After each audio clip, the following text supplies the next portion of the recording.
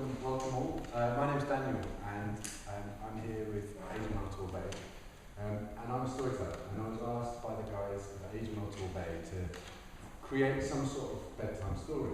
Now, the first thing that came to mind for me was the idea of imagining, based on Torbay, this idea of what an incredible future could look like, a kind of sci-fi vision of the future, if people of older ages were really embraced, if there was this kind of infrastructure and reality built around really embracing people of all ages.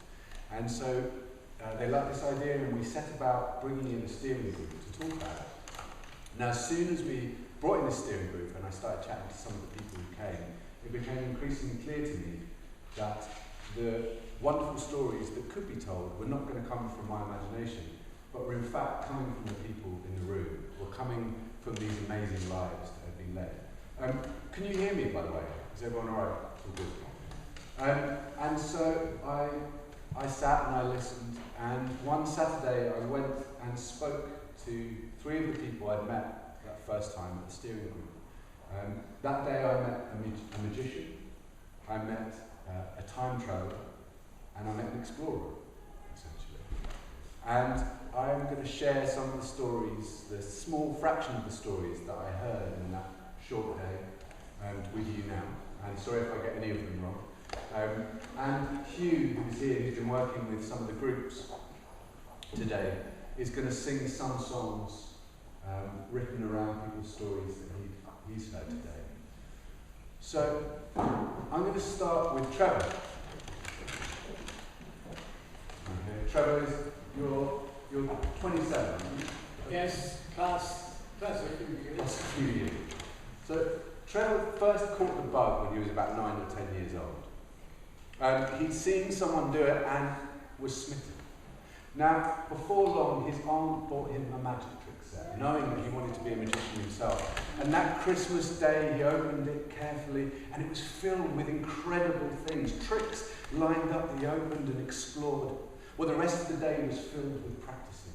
And that afternoon, he did his first performance to a very willing audience of his relatives, siblings, and parents. And from that moment on, he had the bug.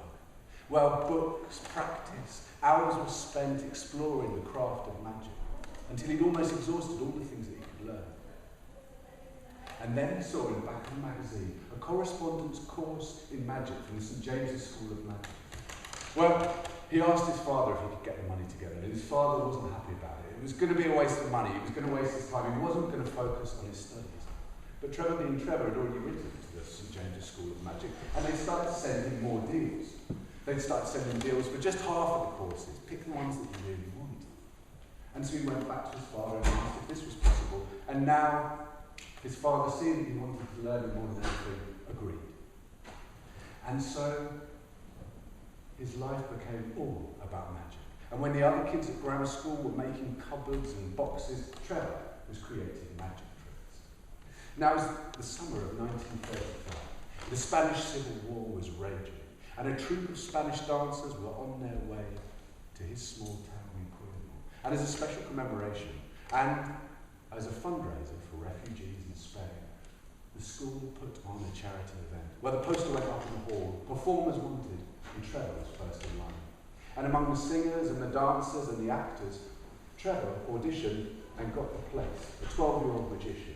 It was going to be a beautiful novelty. Except he wasn't the only magician on the bill. You see, an ex-student who was in his 20s now and was semi-professional magician had agreed to perform as well. And so slightly nervous about being on the bill with such a high-up force, Trevor tentatively prepared his act, and thankfully it was in the first half, which meant that he could watch from the wings as this semi-professional magician worked his magic on the pipe.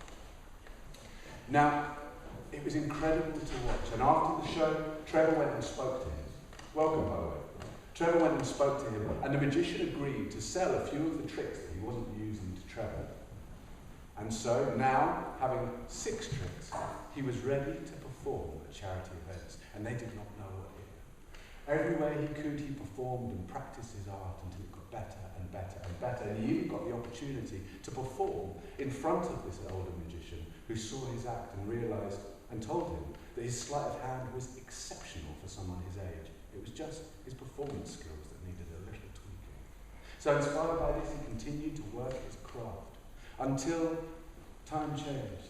The war came, and all young men had to become young soldiers, and Trevor joined the RAF. Now, he didn't stop performing because at every camp was also it was a performance show, wasn't it really? There was a concert show that you could go to. And every concert show was Trevor, working his magic. And when the war ended and it was time to leave, Trevor decided to get a job, or had to get a job. He looked around and eventually found a role as a driver for two young brothers, two travelling salesmen who had travelled down from London and were selling enlargements of photographs of wartime Britain house to house.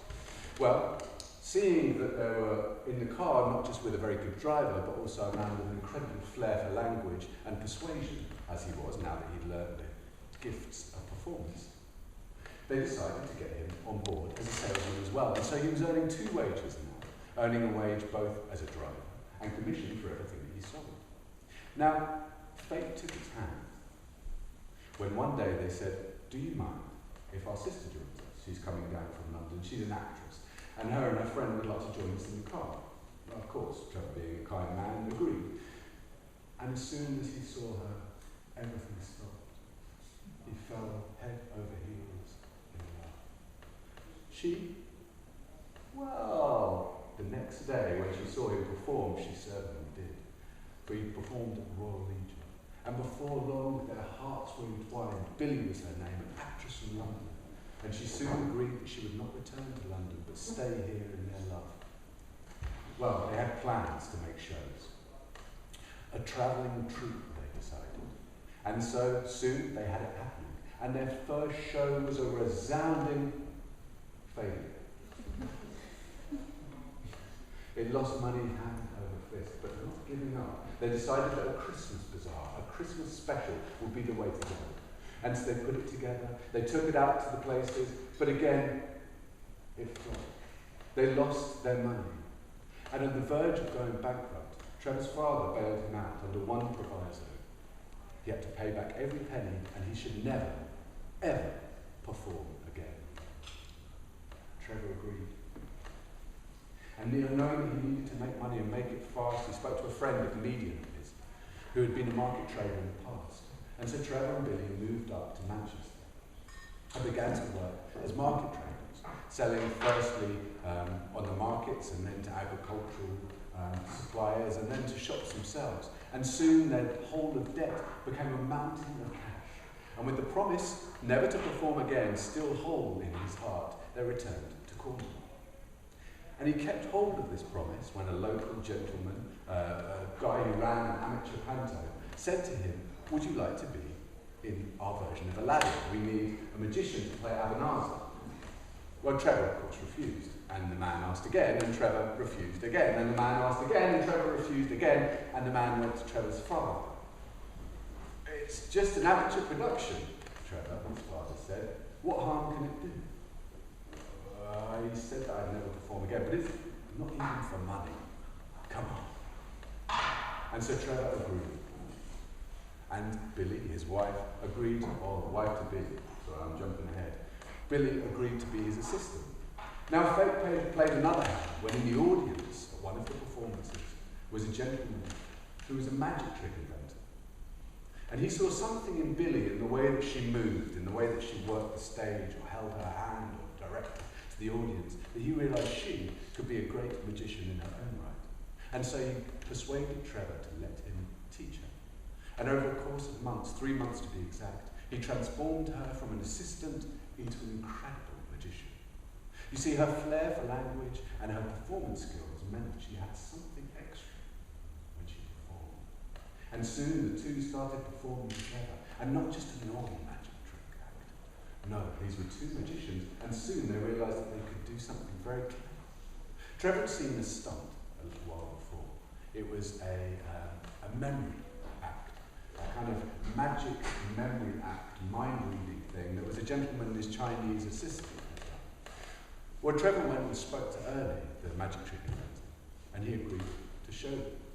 And with Billy's understanding and flair for remembering lines as an actress, she could remember whole swathes of incredible things. She could remember notes on £5 notes, numbers even on £5 notes. She could remember the notes as well. She was very, very good. She could remember whole phone numbers. She could remember all sorts of details. And soon the pair of them started to work up this act into something extraordinary. Well, it was around this time, 1954, that the two decided to be wed. And they also decided to visit Torquay on holiday. Well, I'm just going to check the time because we've got a lot to do. Well, they decided to visit Torquay. Well, they had their props in the car and they checked in a few hotels to see if they could get some bookings. But it was always the same answer. It's the wrong time of year. The season's out. And just at the point where they were about to give up, they tried one last hotel. And what should you know?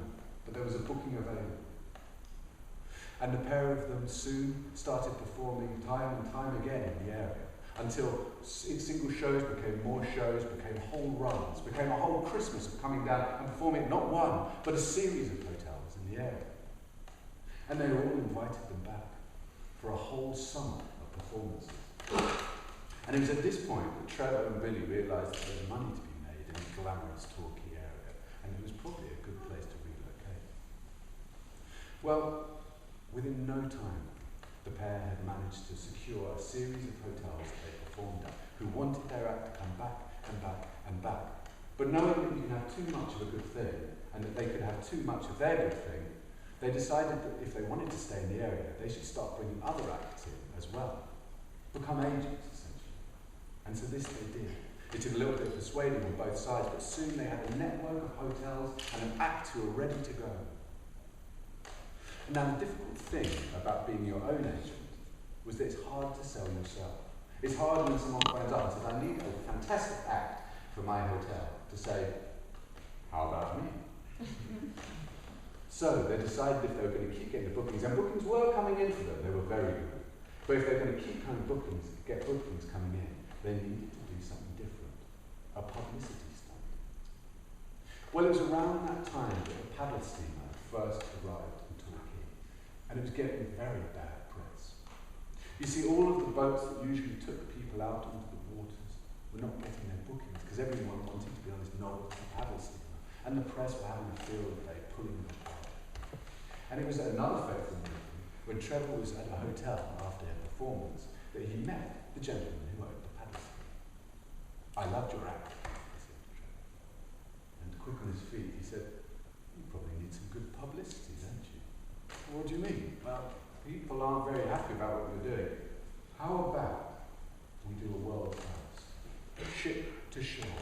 A mind-reading act where my wife, Billy, is in your boat with an audience, and I'm in this hotel with an audience. And via radio, we're doing the mind-reading act between them. The guy wouldn't agree at first, but soon he came round, and the word got out. Local press, national press, TV, people were flooding around to see the ship-to-shore act, and it was a resounding success. So much so that people started to book it all over the country. The International Brotherhood of Magicians even invited them to come and perform to all the world's greatest countries. And it didn't stop there. They did air to land as well, with Billy up in a flying machine in a tiger moth above the audience. Well, I should say that this is just one of the stories that Trevor told me in the 2 hours we spent together. I haven't told you about how he was instrumental in launching Michael Barrymore or Joe Pasquale's or Gary Wilmot's career. I haven't told you about Dr. Dark and Tiny and the incredible tales of them. This is just one of the stories, but there's not long, and so I'm going to tell you about the time travel. Before I do that, we're going to have a short song.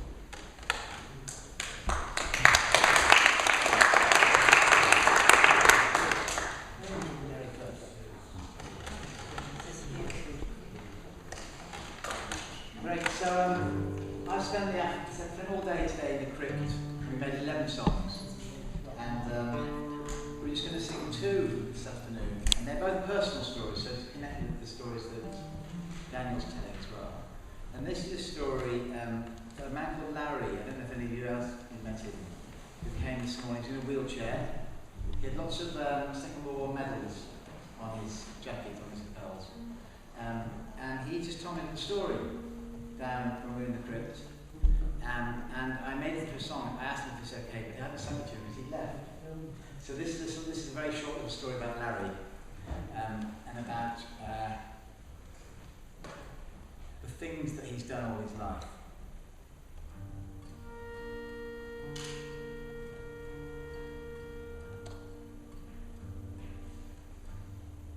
I sit down quietly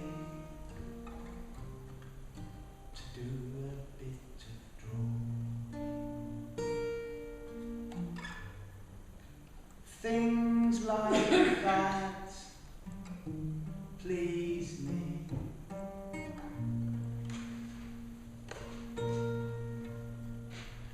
Ever since I was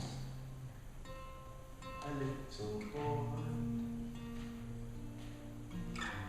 back in the 1920s, and now I'm 93. Nobody said go to art school, so in a factory I made bed springs. Drawing and painting was what I loved to do. But I had to earn my shillings.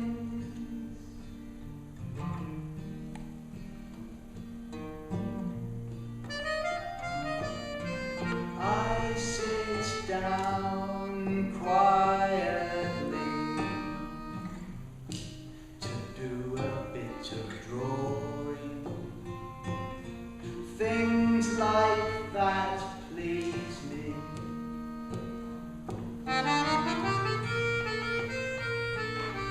Ever since I was a little boy, back in the 1920s, and now I'm 93.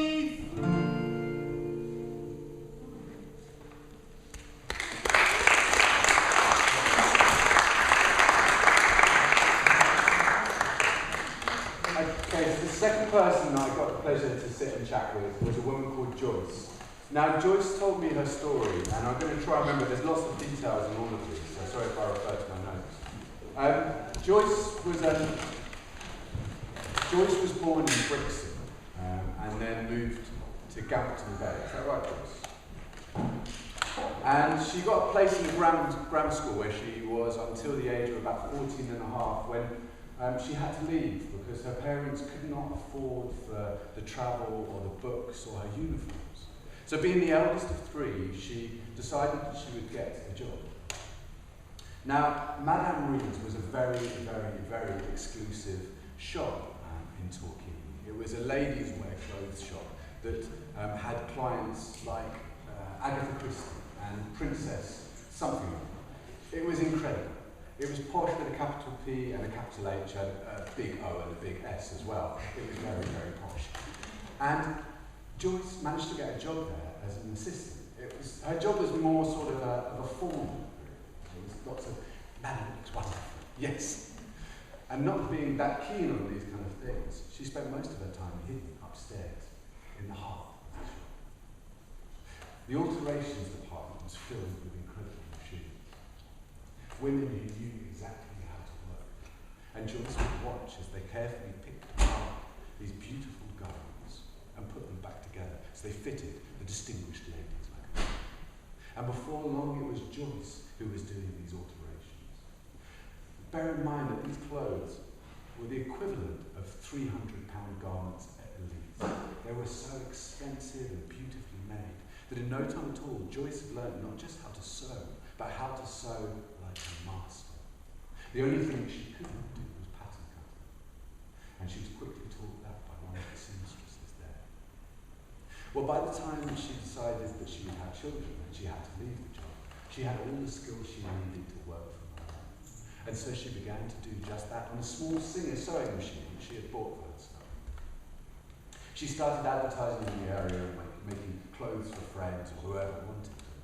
She even made a wedding dress for her cousin, who was to marry a very handsome, distinguished gentleman friend of her husband's. She even made a ball gown for the mayoress of Torquay. Well, life carried on, and sewing carried on, until 1969, when Joyce and her family decided that they would move to Australia with a £10 deal. And so selling or getting rid of everything, except for a TV and her singer-sewing machine, they made their way to Australia. Now the journey was precipitous and long. At one point, engines went down and they got stuck in Africa, where, I should add, they went into Durban and got a taxi ride with a Torquay taxi driver. Fate. Well, when they arrived in Australia, Joyce soon put an advert out in the local shop. Have your dream dress made. Easier said than done. And people started coming to buy dresses from her. She would make ball gowns, wedding dresses.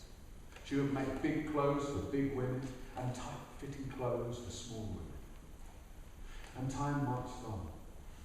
Well, time became a bit of a fascination. You see, for every time that she spoke to a friend back home, the conversation started the same way. What time is it over there? They'd ask. Or what season is it there? And how strange, she thought, that we can be having a conversation in the same now, and yet we're in a different time completely. How does that work? Well, life continued. And her family grew up, and her son began to hatch a dream of making an invention that everyone needed. Mum, if we just make one thing, he said, something that 1 million people need, even if we sell it for $1 each, then we'll soon have $1 million. That's fine, Mum. Well, she came up with a plan, they both did, an insect screen that slotted in. And they made a prototype, and then they got a patent, and they started setting up a business. But businesses need money to make money, and money was not something they had a lot of, and nor was time. For fate played a hand when fate took her husband's life, and her son took her home. And heartbroken and with nothing, Joyce returned back to England. It was around that time, or shortly after, that she met a man. A distinguished, handsome gentleman who she'd met for her husband.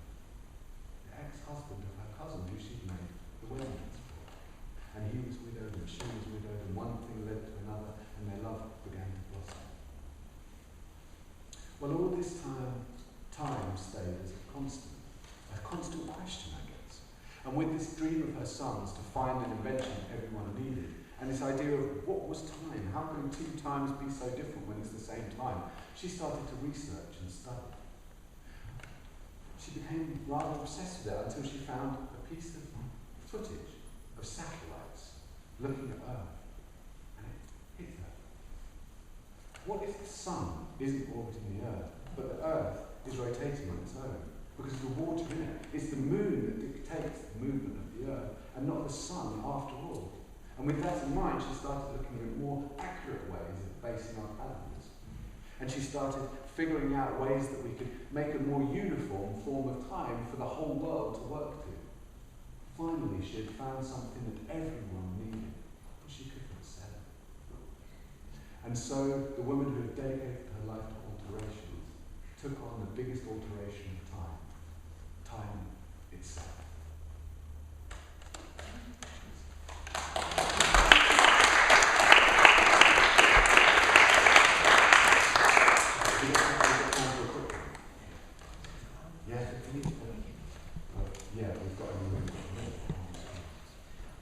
This story is quite a few people here, I imagine, know Kevin Dixon. This is his mum, who started working with us today, and then she stayed for much of the day. And her name is Sheila. And she told me, she said, "Did you know I was a badger trainer?" and everyone in the room went, "What's a badger trainer?" And what she meant was that she had a lot of animals that came to her house and became very friendly, and she became a kind of informal zoo owner. So I've written a song called Sheila the Badger Trainer, and it's the word badger has got a tune in it, so it's got B, A, D, G, E, because they've all got notes. So we use that as our kind of starting B, A, D, G, E to kind of make the tune for so we had that. So this is anyway Sheila the Badger Trainer.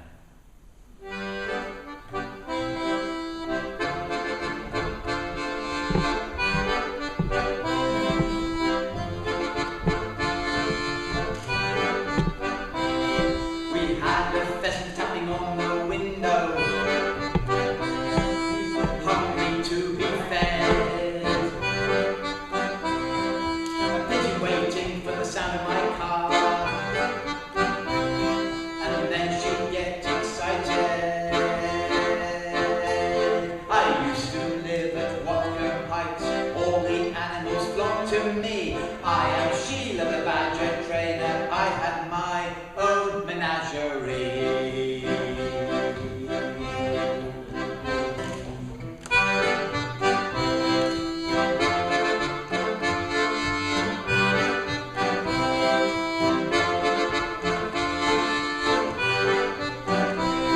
We had a gathering point for foxes. Sometimes 8 of them came to us. I am Sheila the Badger Trainer, and I use sackfuls of peanuts. What you do? I used to live at Watcombe Heights, all the animals flock to me. I am Sheila the Badger Trainer, I had my own menagerie. Everybody, here we go. Used to live at Watcombe Heights, all the animals flock to me.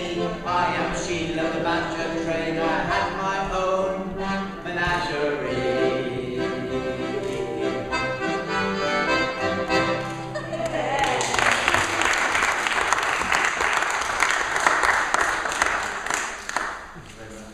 So, time is tight, and I've just got time to quickly tell you of the explorer that I met, the last gentleman who I had a wonderful time with.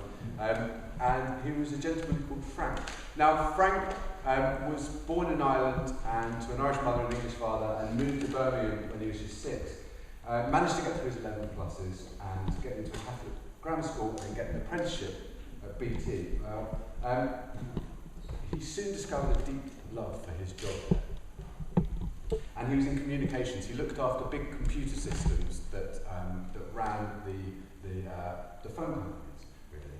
And with this job and his incredible gift for, I assume, for communicating with people and for relaying ideas to people, he began to travel all around the world. And what I'm going to share with you now is not so much a story, but a selection of amazing things that I learned both about Frank and about the whole world in our hour together. So, number 1, Frank put the first computer system into operation in an apartheid, was it after the apartheid, in South Africa? In the apartheid in South Africa. Number 2, Frank designed some of the networks now still in use in the modern BT system. Number 3, in the Soviet Union in 1987, in the huge shopping centre next to Red Square, the shops would have literally nothing in them. I mean, they'd have up to 3 assistants working there who had to be there, but there'd be nothing you could buy in any of the shops. Sometimes in the shops there'd be a box of chocolates in the window that would be, this is what you could have bought if we only had some. But there was nothing to buy anyway. And on one notable occasion, Frank and 4 of his colleagues stopped outside the shop window to have a look inside, and within seconds a queue formed behind them, people convinced that there was actually something to buy in one of the shops. Number 4, in both China and Russia, at that time, if you had a technical inquiry, although you might ask a man, it would be a woman who would answer it, because it was women who ran the entire technical infrastructure of both of those countries. Number 5, talking of Russia, people in the Soviet Union apparently at that time did not look left or right. They just looked down or ahead. And at one notable occasion, Frank was at a dinner, a meeting in a restaurant in France, and he noticed a woman feeding a small dog on the other side of the restaurant, and he mentioned it to his Russian translator, who looked at him and said, "What made you look?" In number 6, in Israel, men had to go into the army up until the age of 55 to serve for a month every year on the front line. And women had to do the same up to the age of 45. Number 7, well, this is just an anecdote around that. He was at a meeting in Israel, presenting to about 70 or 80 different men and women and employees, and they were all sort of lolling around and couldn't care less, until a gentleman walked in, said something, and they all sat back bolt upright. Well, asking his interpreter what the man had said, the interpreter said, "Oh, he's a general." Where are we? Number 8? Are we up to number 8? Number 8, in China, you never ever put your hands into your mouth. Instead, you put food, bones and all, with chopsticks. I kind of knew that to an extent, not the hands thing. But he also said that if there's a tablecloth, you spit the bones out onto the tablecloth, and if there's not, you spit it onto the floor. Number 9, we know number 9? Chicken's feet are disgusting. Number 10, Graceland, Elvis's home, is not actually very big at all. It's just a kind of semi-large house. I didn't know that. Number 11, although the Soviet Union destroyed almost all of the churches, there is one churchyard just outside, is it on the Moscow River, isn't it? Where pretty much every single Soviet leader is buried. I guess they're just hedging their bets just in case. Number 12, Russian church services take place fully standing and last for over 8 hours in duration. And they're followed at one point by a confession that takes place outdoors. Where are we? Number 13? Number 13, after almost 40 years of being banned, Western instruments were allowed again in China. And Frank was there at one of the first concerts where men and women, orchestra of almost 80 of them, who hadn't touched or played instruments either ever over 40 years, decided to put on a dance, and the sound was terrible. That is just some of the things that I discovered through my hour with Frank. The point that I wanted to make about all of these, and the reason I thought it was exciting and from the stories themselves to share it, was I set out on this journey with a question of what the future would look like if people of all ages were embraced, how society would look. And what I discovered was that actually it's not that complicated. There's so many beautiful stories and incredible tales waiting to be unlocked, and amazing people who are surrounding us every moment of every day if we just turn and listen and talk. And that is the end. So thank you very much. Can we give a big round of applause to Trevor?